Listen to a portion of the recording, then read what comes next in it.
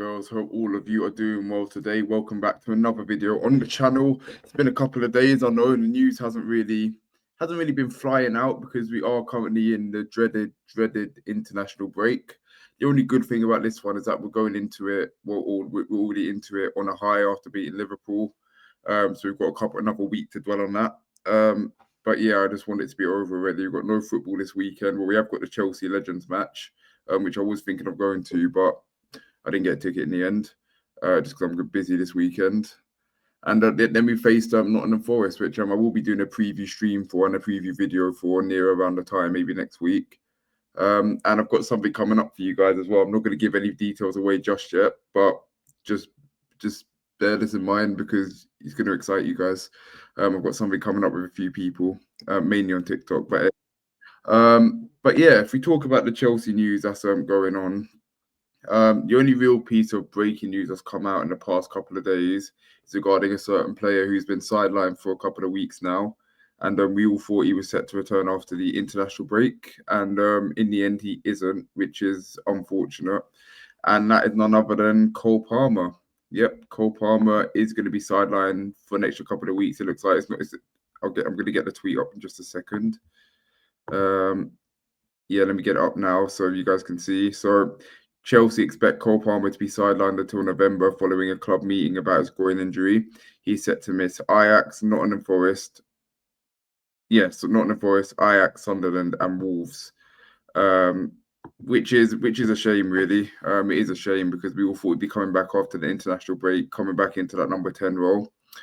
And obviously he is probably our most important attacker. However, I do want to stress this, and it's telling about how people have reacted to it on the timeline when I've been scrolling through Twitter, how people have been reacting on TikTok and YouTube, etc. Put it this way, a couple of seasons ago, let's say under Pochettino, if we found out Cole Palmer had an injury, every Chelsea fan would be sitting there going, season's finished, we're screwed, whoever we're playing, we could be playing Lincoln, we could be playing Grimsby, we're not going to win the game. And you could make an argument for that last season as well. But this season, and I think the Liverpool game was a big indicator for that, I think we'll be okay without him. Obviously, it's better to have him in the team, but we'll still be able to beat anyone without him. Like, we're not so dependent on him anymore. Because there were periods last season where he wasn't scoring, he was in poor form, and we were still winning games. Like the Southampton game, his shooting boots weren't on at all. We won 4-0. And there were plenty of other games as well. So we're not in that position anymore. And I think that's really telling of where Enzo Maresca's gone with the squad as well, to be fair. And yeah, the Liverpool game was a very big indicator of that. So Cole Palmer missing these couple of games. If we go through them again, so it's Nottingham Forest, Ajax, Sunderland, and Wolves. I'll be honest, I think we were able to beat all four regardless. Ajax maybe for another one of them like iconic ties. We all remember that. Against the 4-4, the Reece James last minute. So, and then Nottingham Forest against Andrews yet to win a game. Then again, Charity C could come for that.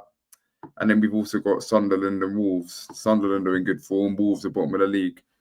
Well, it's going to be the Carabao Cup anyway, but we'll have to see. But yeah, I'm honestly not too worried about Cole Palmer, if I'm honest. Well, no, not in terms of him himself. I'm not worried about us not having Cole Palmer for them next couple of games because I think we'll be okay.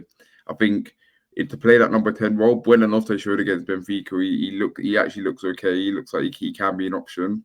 We've also got Esteval that can play in the number 10, although I would prefer him to play out on the right wing. My solution to play in the number 10 role, it would be you'd have in the midfield double pivot, you'd have Romeo Lavia and Moises Caicedo, and then you have Enzo Fernandez further up as like the more advanced number 8. Because for me, what that does, it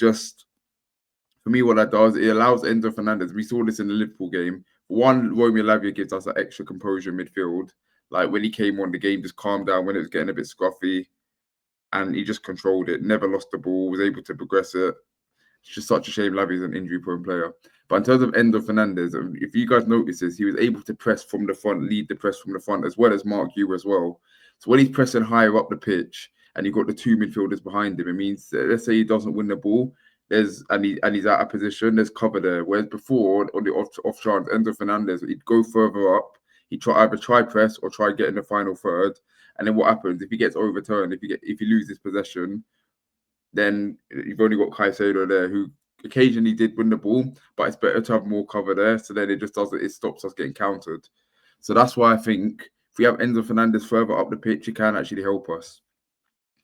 But yeah, and I'm sure there's other options as well. Garnacho can play in the number 10, João Pedro can play in the number 10. But then again, you could argue who we're going to play up front, which is fair enough.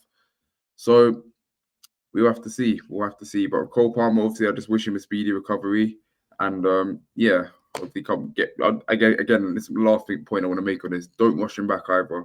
We don't need to rush him back. We tried that, and then he ended up getting injured again against Manchester United. Just let him stay out for as long as he needs. As I say, we're not desperate for him to come back. It'd be better to have him in the team, but let's not rush him.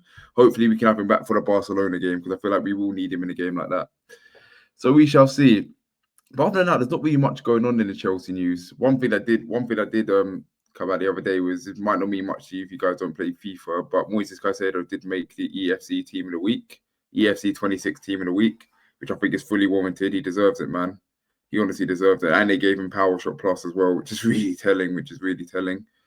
So yeah, but that's kind of it in the Chelsea world. Let me know what you guys think about the Cole Palmer injury situation. Do you think we're really gonna miss him, or do you think we'll be okay without him? Let me know in the comments. Smash a like on the video, hit that sub button, and I'll see you guys soon.